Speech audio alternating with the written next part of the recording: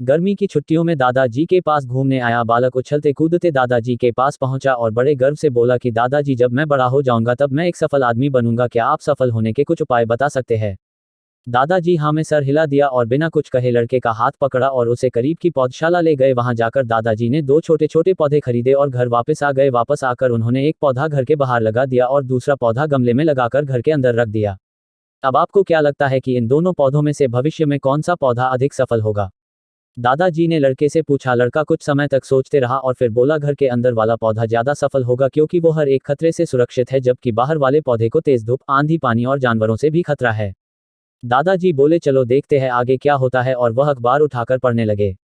दादाजी दोनों पौधों पर ज्यादा ध्यान देते रहे और समय बीतता गया।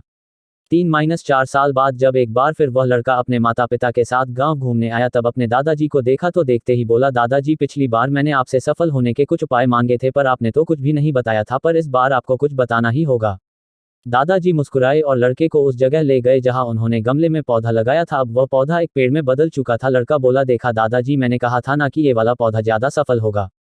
दादाजी ने बोला कि अरे पहले बाहर वाले पौधे का हाल तो देख लो, और ये कहते हुए दादाजी लड़के को बाहर ले गए। बाहर एक विशाल पेड़ गर्व से खड़ा था, उसकी शाखाएं दूर तक फैली हुई थी और उसके छांव में खड़े राहगीर आराम से बातें कर रहे थे। अब दादाजी ने पूछा, बताओ कौन सा पौधा ज्यादा सफल हुआ? लड़का कुछ शर्माते हुए बोला, बाहर वाला। लेकिन ये कैसे संभव है? बाहर तो उसे ना जाने कितने खतरों का सामना करना पड़ा होगा। दादाजी मुस्कुराए और बोले, हाँ, बाहर वाले पौधे को बहुत सी चीजों से सामना करना पड़ा, लेकिन समस्या का सामना करने से अपने फायदे भी तो है।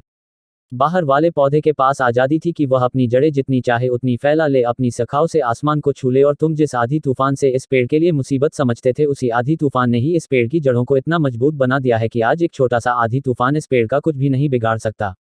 बेटे, अब जो मैं तुम्हें बताने वाला हूं उसे अगर तुमने अपने अंदर बैठा लिया तो तुम जिंदगी में जो कुछ भी करोगे उसमें सफल हो जाओगे। उन्होंने बोला कि अगर तुमने जीवन भर सिर्फ अच्छी विकल्पों को ही चुनते रहोगे तो तुम कभी भी उतने सफल नहीं हो पाओगे जितनी तुम्हारी क्षमता है, लेकिन अगर तुम तमाम खतरों के बावजूद इस दुनिया का सामना करने के लिए तैयार हो तो तुम्हारे लिए कोई भी लक्ष्य हासिल करना असंभव नहीं है।